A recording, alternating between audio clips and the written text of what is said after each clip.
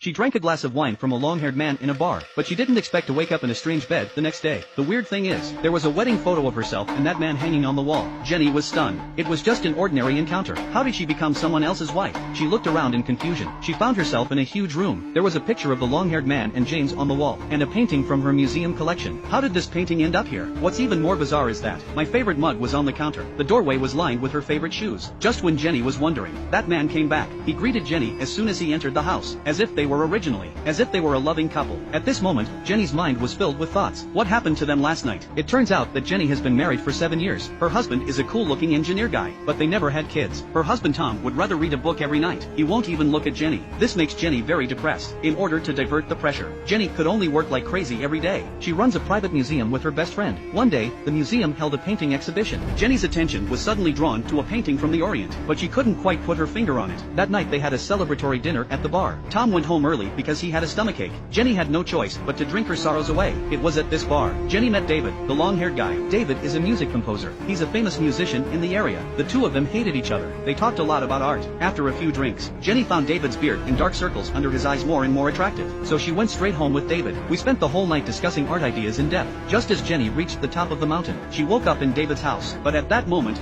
she didn't realize she had traveled through time and space. Jenny was totally confused. David, who was behind her, was puzzled. You alright, babe? Not like you've seen a ghost.